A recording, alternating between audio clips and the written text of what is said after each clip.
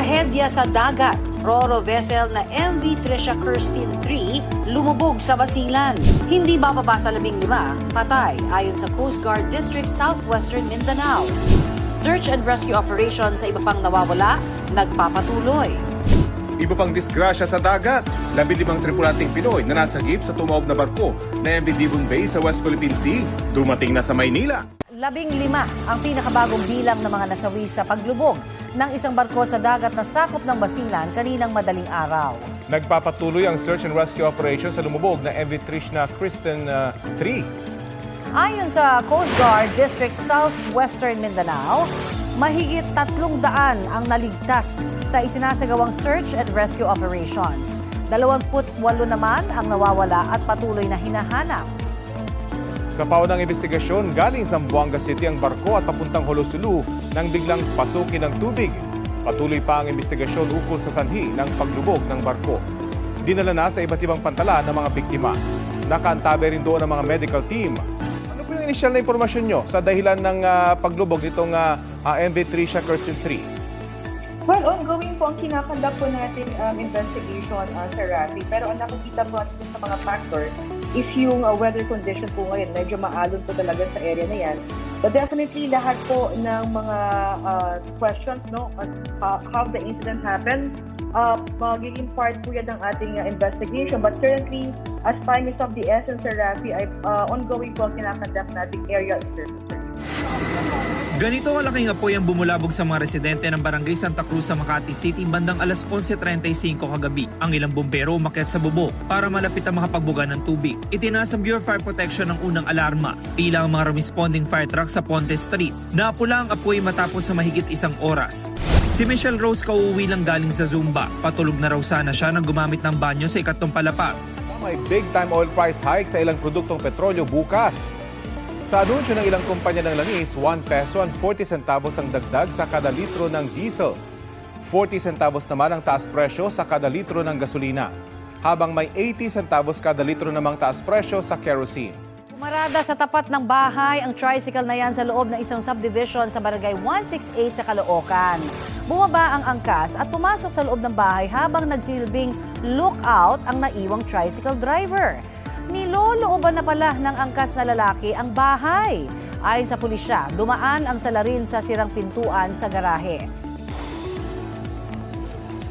Ayon sa pulisya, papauwi na si Mayor Ampatuan ng Tambangan.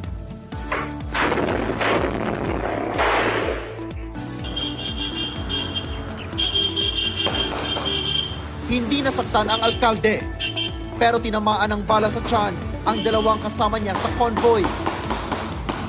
Kabilang ang kanyang security escort. Isinugod sila sa pagamutan.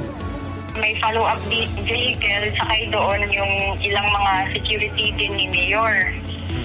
Yung mga securities niya, sir, nakapag-retaliate sa mga suspects. Yes, Connie, may papapanagutin ang Department of Public Works and Highways ukol sa panibagong substandard na flood control project na nakita sa Naran Oriental Mindoro ni Governor Bons Dolor. Ito ang siniyak ni Public Works Secretary Vince Dizon, Ani Dizon, ang new Big 4J ang kontratista ng nasabing proyekto na kailangan doon na magpaayos sa nasirang proyekto. Substandard niya ang proyekto dahil nakita ang 3 meters lamang ang ibinaong sheet piles. Pero kahit para makumpuni ang proyektong nasira, hindi raw makalulusot sa pananagutan ng kontratista. Tinanong din si Dizon sa posibleng pagiging malapit kumano ni dating Yusek Roberto Bernardo sa kontratista. Nasunog ang isang bahay sa Barangay Manggahan sa Pasig pasado alas 5 ng umaga kanina. Base sa investigasyon, walang tao sa bahay na magsimula ang apoy. Patay ang alagang aso ng pamilya. Isa sa mga tinitinang sanhi ng apoy ay ang problema sa electrical wiring. Tinubok din ng apoy ang 2 bahay sa Barangay Mabini Homesite sa Cabanatuan, Nueva Ecija. Nadamay sa sunog ang 4 na motorsiklo.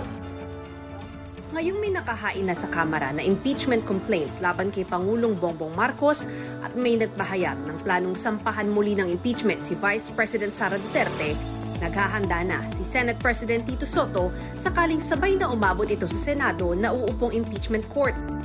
Sana naman huwag nakakaya sa mundo. Nevertheless, ipaghandaan natin kung sakasali. Ako naman, hindi ako dyan. Rafi, pasado alas 10 ng umaga dumating dito sa tanggapan ng Secretary General ng House of Representatives ang ilang kongresistang bumubuo ng Makabayan Bloc kasama ang progresibong grupong bayan o bagong alyansang Makabayan para i-file uli ang ikalawang impeachment complaint laban kay Pangulong Bongbong Marcos. Pinangunahan niya ni ACT Teachers Party List Representative Antonio Tino, Kabataan Party List Representative Rene Co, Gabriela Women's Party List Representative Sara Ilago at bagong alyansang Makabayan o Bayan Chairman Teddy Castillo. Pagpasok nila sa opisina ng SecGen, narinig natin na sinabi ni Tino na take two. Matatanda ang hindi kasi tinanggap ng Office of the Secretary General ang ikalawang impeachment complaint laban kay Pangulong Marcos na isa-file sana nila noong January 22 o nitong nakaraang Webe. Pagkalabas ng mga kongresista ngayon labang ay kinamusta namin yung filing. Nariyan na raw si House Secretary General Cheloy Garafil kaya personal nilang nakausap. Opisyal ng filed and received ang impeachment. Ng umaga din po, Ma'am Connie, at sa lahat po ng ating mga tagapakinig. Oo, itong cold surge, hanggang kailan ba natin mararanasan itong peak ng hanging amihan? Yes po noon, sa ngayon po posible pa pong mas lumakas pa po yung ating northeast monsoon ngayong week, possibly by Thursday, na kung saan maaari pong malaking bahagi uli ng ating bansa yung makatala ng pagbaba pa uli ng temperatura. Na hindi sa kanilang pasilidad kinunan ang ilang video na pinost online ng ipinadeport na Russian vlogger na si Vitaly Sadurvitsky.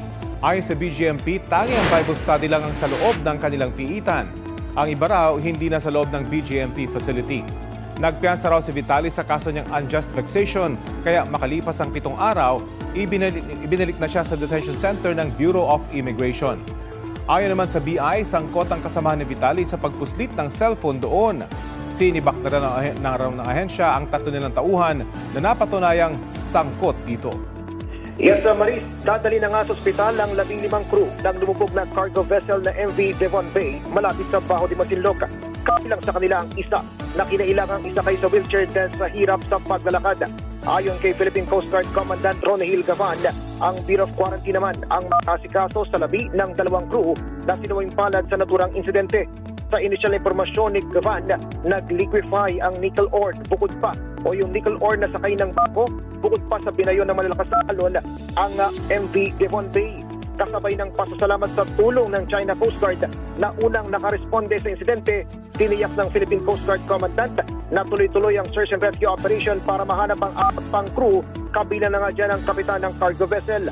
Samantala, kinilala nga ng Coast Guard ang kapitanayan ng Devon Bay na inuna ang paglilikas sa kanyang crew, kaya't kasama siya ngayon sa patuloy pang hinahanap, kabilang na ang 3rd officer, 3rd engineer at oiler ng barko. Maris?